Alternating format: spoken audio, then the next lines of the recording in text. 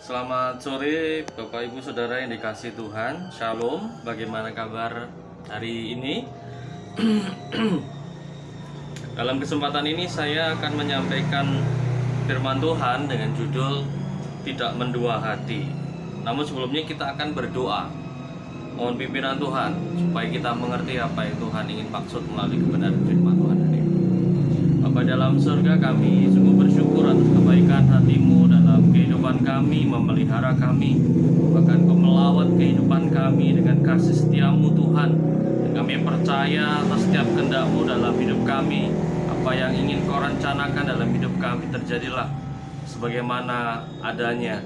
Dan kami percaya Tuhan, saat ini firman-Mu akan berbicara dan kami mau mengerti, memahami secara benar apa yang ingin Kau katakan kepada kami. Di dalam nama Yesus kami berdoa, haleluya, amin.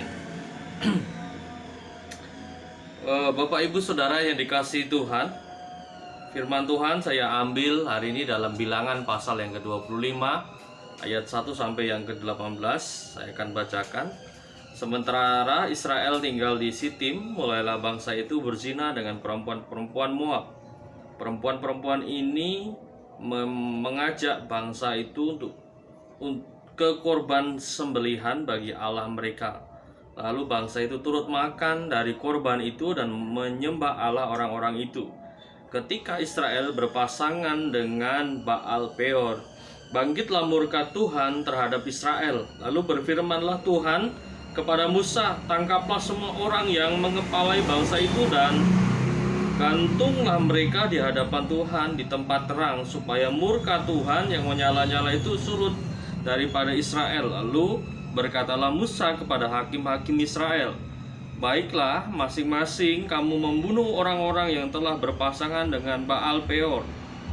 Kebetulan datanglah salah seorang Israel membawa seorang perempuan Midian kepada sanak saudaranya.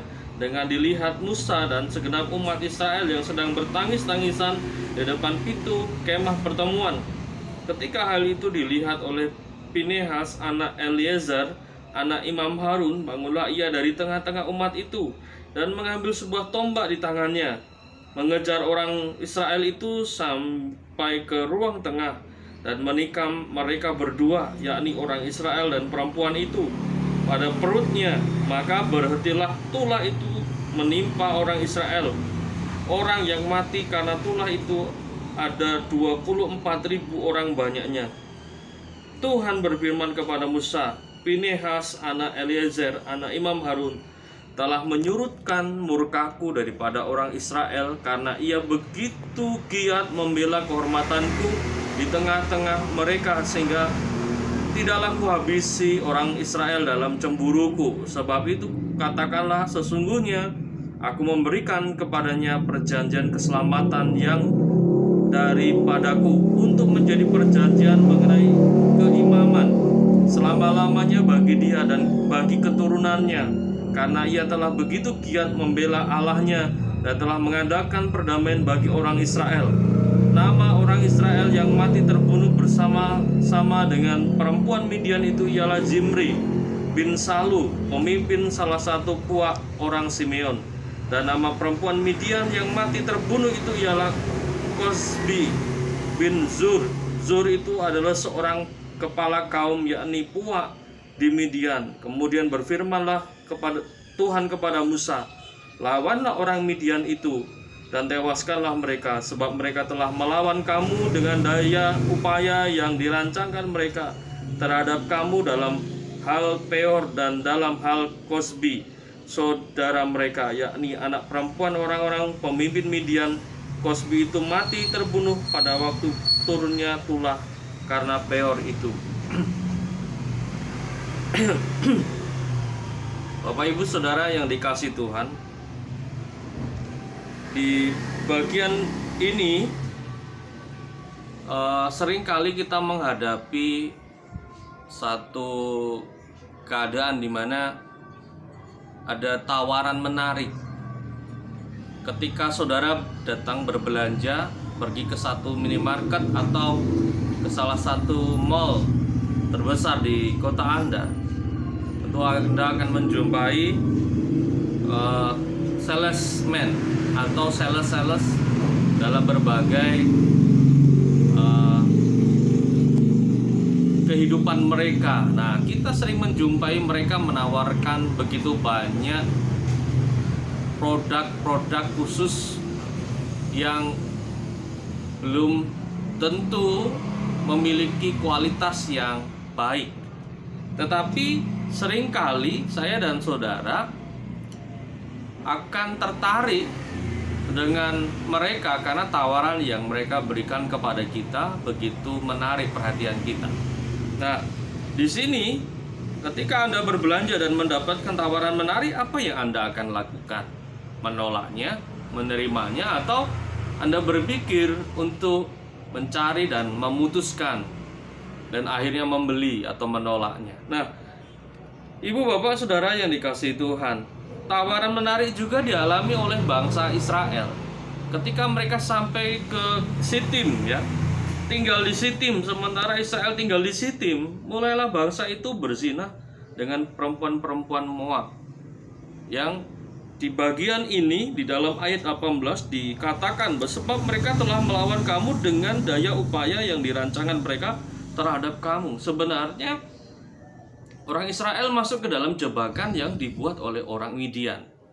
Nah, tetapi karena begitu menarik tawaran yang diberikan kepada mereka, yaitu wanita, perempuan-perempuan yang sangat cantik, untuk mereka bisa nikahi, untuk mereka bisa miliki sebagai istri, sebagai seorang teman hidup, sehingga mereka meninggalkan Tuhan. Mereka meninggalkan tanggung jawab mereka sebagai bangsa yang harus menaklukkan bangsa-bangsa yang tidak sesuai dengan apa yang menjadi kehendak Tuhan dalam kehidupan bangsa Israel. Kalau kita melihat di sini dalam ayat 1, 2, dan 3, ya, saya akan bacakan sekali. Sementara Israel tinggal di Sitim, mulailah bangsa itu berzina dengan perempuan-perempuan Moab. Perempuan-perempuan ini mengajak bangsa itu ke korban sembelihan bagi Allah mereka, lalu turut makan dari korban itu dan menyembah Allah orang-orang itu. Ketika Israel berpasangan dengan Baal Peor, bangkitlah murka Tuhan terhadap Israel. Jadi di ayat ini Allah menjadi murka kepada bangsa Israel karena bangsa Israel telah meninggalkan Tuhan. Bangsa Israel telah melupakan Tuhan. Bangsa Israel meninggalkan tanggung jawab mereka sebagai bangsa umat pilihan yang ditetapkan oleh Tuhan. Nah, Bapak Ibu Saudara yang dikasihi Tuhan, Allah murka karena kondisi yang membuat bangsa ini melupakan Tuhan. Karena begitu menarik tadi, menarik tawaran yang mengakibatkan mereka melupakan Tuhan. Ini juga sering terjadi dalam kehidupan kita kalau kita mau mengkoreksi kehidupan kita.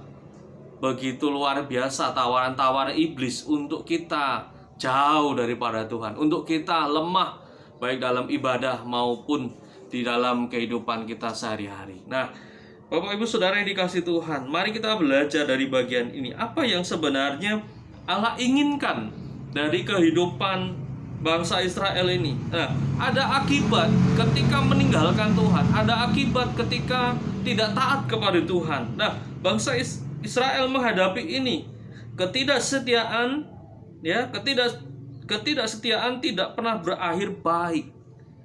Nah, ketidaksetiaan tidak pernah berakhir baik. Allah adalah satu-satunya pribadi yang layak kita sembah. Ya, saya ulangi, ketidaksetiaan tidak berakhir baik. Nah, di sini kita perlu memahami konsep Allah dalam kehidupan kita. Allah tidak senang terhadap hambanya, umatnya yang tidak setia. Terlebih mereka yang membiarkan dirinya jatuh terlampau dalam kehidupan yang gelap. Akibat dari ketidaksetiaan adalah dosa, dan dosa konsekuensinya adalah maut, hukuman mati. Tetapi Allah memberi kesempatan kedua, memberi kesempatan kepada bangsa Israel untuk keluar daripada zona yang sedang mereka lewati. Nah, di sini ada seorang penyelamat. Dari ayat ini disebut sebagai Pinehas, anak Eliezer, ayat 7. Ketika hal itu dilihat oleh Pinehas, anak Eliezer, maka anak Imam Harun, bangunlah ia dari tengah-tengah bangsa itu dan mengambil sebuah tombak di tangannya, mengejar orang itu sampai ke ruang tengah dan menikam mereka berdua. Kalau Pinehas tidak hadir, kalau Pinehas tidak tergerak hati untuk bekerja bagi Allah, untuk meredam murka Allah, seperti yang difirmankan oleh Musa di ayat yang kelima, keempat dan kelima, ya, tentunya bangsa Israel masih mengalami murka Allah. Karena murka Allah begitu luar biasa dahsyatnya, mengakibatkan di ayat 9 ada 24.000 orang banyaknya mati karena murka yang begitu luar biasanya itu. Ya, jadi ada kesempatan Allah memberikan keselamatan kepada umatnya. Asalkan apa? Kita mau kembali kepada Tuhan, berbalik kepada Tuhan, merendahkan diri di hadapan Tuhan. Ada dua hal yang saya mau sampaikan pada hari ini. Yang pertama yang saya mau sampaikan kepada Bapak Ibu adalah, ya, bangunlah tekad untuk setia kepada Tuhan. Untuk menjadi setia memang membutuhkan sebuah perjuangan. Tetapi kita harus membangun sebuah tekad yang kuat untuk setia kepada Tuhan. Itu kunci kesuksesan yang pertama. Kunci kesuksesan yang kedua dalam membangun hubungan dengan Tuhan adalah bangunlah kepekaan terhadap rencana dan kehendak-Nya. Ya, jadi yang pertama kita membangun kesetiaan, yang kedua kita membangun kepekaan. Jadi membangun kesetiaan, membangun kepekaan akan membawa kita kepada tujuan Allah. Mengapa Allah memilih kita? Mengapa Allah menempatkan kita menjadi bangsa yang terpilih, imamat yang rajani, dalam 1 Petrus pasal 2 ayat yang ke-9 yang hari Minggu lalu kita sudah bicarakan. Oleh karena itu saya mengajak kita untuk merenungkan di dalam Bilangan pasal yang ke-25 ayat 1 sampai yang ke-18. Allah menentukan semua manusia untuk memiliki berkat masing-masing. Tetapi Allah juga memiliki kerinduan supaya umatnya datang kepada Tuhan, beribadah kepada Tuhan, menyembah dan bersembah sujud di hadapan Tuhan. Oleh karena itu mari kita bangun kepekaan dengan kesetiaan. Kepekaan untuk setia kepada Tuhan. Bangun kepekaan untuk melayani Tuhan dalam rancangannya yang ajaib. Inilah yang dapat saya sampaikan melalui firman Tuhan hari ini. Mari kita belajar dari Pinehas, bagaimana dia mengerjakan tugasnya sebagai seorang imam. Nah, kita juga adalah imam-imam masa kini yang melaksanakan tugas kita, tanggung jawab kita untuk melayani Dia, Allah yang menjelma sebagai Yesus Kristus di atas kayu salib, memberikan nyawa untuk dosa dan pelanggaran kita. Oleh karena itu mari kita memberi diri kita untuk melayani Dia dan untuk bekerja bagi Dia. Mari kita berdoa. Terima kasih Bapa, kami sungguh bersyukur sore hari ini kami diingatkan kembali untuk merenungkan firman-Mu, bagaimana kami harus bertekad untuk setia melayani Tuhan dan membangun sebuah kepekaan terhadap rancangan Tuhan dalam kehendak-Nya yang luar biasa dalam kehidupan kami.